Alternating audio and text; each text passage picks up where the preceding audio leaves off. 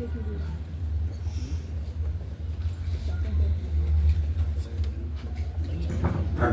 आदरणीय श्री मंगल जी। आज के कार्यक्रम के अध्यक्ष अंतर्राष्ट्रीय ख्याति के विद्वान हमारे गुरुवर आदरणीय प्रोफेसर एस पी दीक्षित जी, कार्यक्रम के मुख्य अतिथि लखनऊ विश्वविद्यालय के पूर्व आचार्य हमारे गुरुवर आदरणीय प्रोफेसर हरिशंकर मिश्र जी, कार्यक्रम के विशिष्ट अतिथि आदरणीय डॉक्टर उमाशंकर शुक्ल शितिकंठ जी, कार्यक्रम के अन्य विशिष्ट अतिथि परमात्मीय डॉक्टर अमिता दुबे जी, कार्यक्रम में उपस्थित डॉक्टर रेणुका वर्मा जी, और आज जिनकी कृतियों का लोकार्पण हो रहा है आदरणीय डॉक्टर प्रेमलता त्रिपाठी जी, आदरणीय श्री अमरनाथ त्रिपाठी जी, सभागार में उपस्थित सभी आत्मीय जन, विद्वानों, देवियों, सज्जनों और बच्चों। निश्चित रूप से आज का दिन अत्यंत महत्वपूर्ण है और मेरे लिए बहुत ही हर्ष और गौरव का विषय है कि मुझे इस सुंदर कार्यक्रम में सम्मिलित होने का अवसर मिला। आदरणीय प्रेमलता त्रिपाठी जी ने, आदरणीय गुरुवर प्रोफेसर हरिशंकर मिश्र जी की कृपा से मुझको यहाँ आने का अवसर प्राप्त हुआ। मैं हृदय से उनके प्रति शुभकामनाएं व्यक्त करता हूँ, मंगल कामनाएं व्यक्त करता हूँ। उन्होंने जो 2 कृतियों का आज उनकी लोकार्पण हुआ है, मैं बहुत बहुत बधाई देता हूँ, उन्होंने बहुत ही शुभकामनाएं व्यक्त करता हूँ। हमारे यहाँ शास्त्रों में कहा गया है कि व्यक्ति के ऊपर 3 ऋण होते हैं, हर व्यक्ति के ऊपर, और उनसे ऋण होने के लिए उसे उपक्रम करते रहना चाहिए। और मैं ये देख रहा हूँ कि वो जो 3 ऋण बताए गए हैं आदरणीय प्रेमलता त्रिपाठी जी का जो आज का कृतित्व है, आज का जो सुंदर समागम है, उन 3 ऋणों की पूर्ति हो रही है। पहला माना गया है देव ऋण, और देव ऋण के संदर्भ में बताया गया है कि जो कुछ भी हमें इस सृष्टि में प्राप्त हुआ है वो देवताओं की कृपा से प्राप्त हुआ है, चाहे वो इंद्र हो, यम हो, वरुण हो, कुबेर हो, जल हो, अग्नि हो, सूर्य हो, चंद्र हो, देवताओं, और हमें उनके प्रति अनुग्रहित रहना चाहिए। क्योंकि संस्कृत की विद्वान है हमारे यहाँ, काफी मतलब अच्छी समर्पित मंडली है, तो इस विषय को मैं उल्लेख करना चाहूंगा, उनकी कृतियों पर भी आऊंगा। तो इसके लिए ऋषियों ने उपक्रम बनाया, और ये उपक्रम बनाया कि हम देवगण से कैसे ऋण हो सकते हैं, क्योंकि देवताओं के प्रति हम कुछ नहीं कर सकते, क्या कर सकते हैं। तो उन्होंने कुछ देवता बना लिए संसार में। कौन से सूक्ति उन्होंने कही कि मातृ देवो भव, पितृ देवो भव, अतिथि देवो भव और आचार्य देवो। माता को देवता के समान माने, पिता को देवता के समान माने, अतिथि को देवता के समान माने और आचार्य को देवता के समान माने।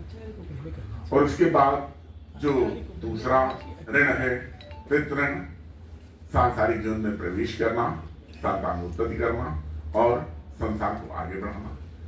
और तीसरा जो ऋण है वह है ऋषि ऋण।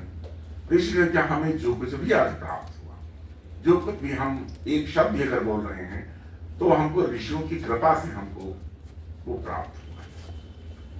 जैसा कि आप सभी लोग जानते हैं कि अगर हम पाणिनि से प्रारंभ करें तो पाणिनि चाहते हैं कि हम ज्ञान अर्जित करें, और सबसे पहले वो शिव जी की तपस्या करते हैं।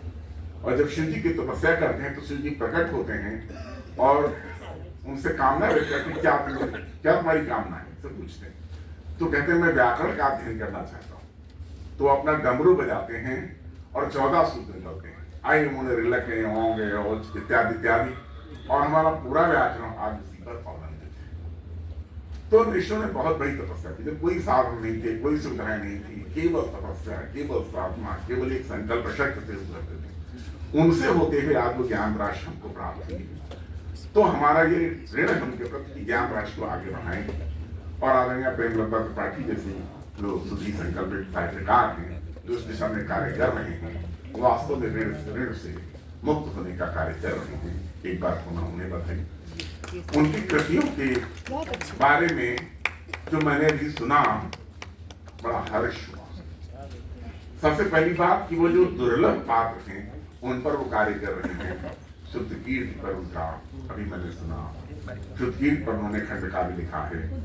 निश्चित रूप से गोस्वामी तुलसीदास जी ने जो संकेत किया तो विश्व कवि हैं, वो संकेत करते हैं और शायद उनको एहसास था कि इस परंपरा को लोग आगे बढ़ाएंगे जब वो कहते हैं कि मांडवी सुत कीर्ति उर्मिला कुंवर लई हकार की, केवल मांडवी सुत कीर्ति और उर्मिला का उन्होंने उल्लेख किया।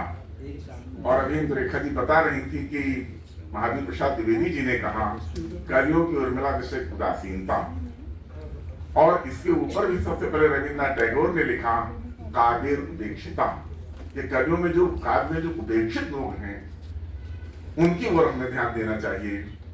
शुद्ध कीर्ति पद्म ने लिखा, उन्हें बताई, और इसके साथ ही साथ राम सखा निषाद राज पे लिखा, जब उन्होंने बताया कि तुलसीदास जी ने भी लिखा है कि तुम मम सखा भरत संभ्राता और सदा रहो पुर आवत जाता, तुम तो मेरे सखा हो और भरत जैसे भाई, भरत के समान भाई। क्योंकि राम कथा अधूरी है तो उसमें निषाद राज का उल्लेख हो, क्योंकि आगे का जो रास्ता होता है जो वो कहते हैं जही बन जाए रह बुराई और पर्ण कुटी तह करब सुहाई, जहां जहां आप जाओगे मैं पर्णकुटी बनाने का कार्य करूंगा, थोड़ा उनका मार्ग सुलभ सुगम बना देता है, तो उस पर भी निश्चित रूप से लिखा जाना चाहिए था।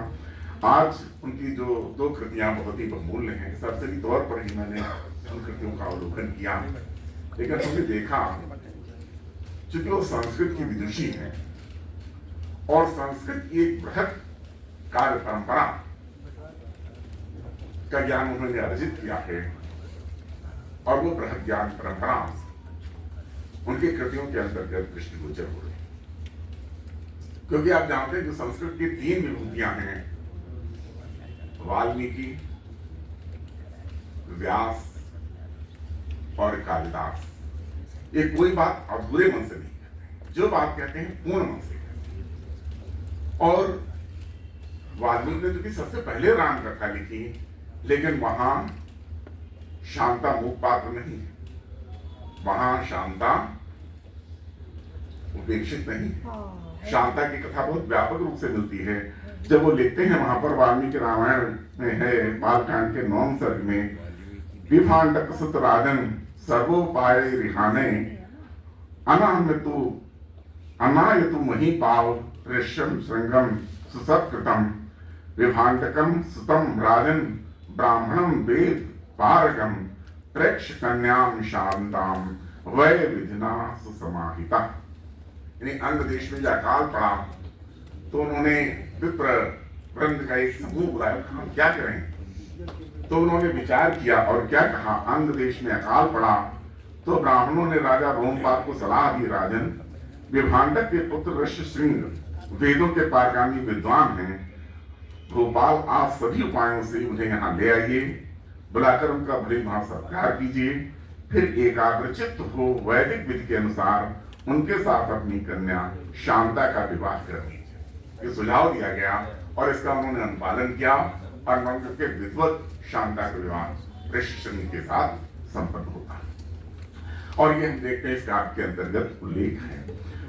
फिर क्या होता है कि जब राजा दशरथ को पुत्रेष्ठ यज्ञ में ऋष्यशृंग आए, जैसा कि है कि शांता निरंतर ऋष्यशृंग की अनुगामी रहती, कभी उनका साथ नहीं छोड़ती, एक आदर्श पत्परायणा स्त्री पत्नी का वो कर्तव्य निर्वहन करती है। तो लिखा है अंतः प्राण सर्वाण शांताम दृष्ट्वा तथागतम सह भर्त्रा विशालाक्षी प्रीत्यानंद उपागमन।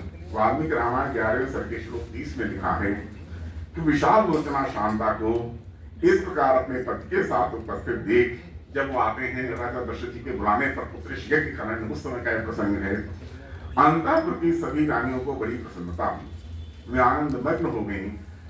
और ये बताता है कि निश्चित रूप से ये प्रसंग बताते हैं कि शांता का महत्व कवियों के लिए है, क्योंकि जब वो दशरथ की पुत्री हैं तो भगवान राम की बड़ी बहन है, और जब राम उनके नायक हैं जो शक्तिशील सौंदर्य का प्रतीक हैं, तो निश्चित रूप से शांता की ओर भी उनकी दृष्टि है।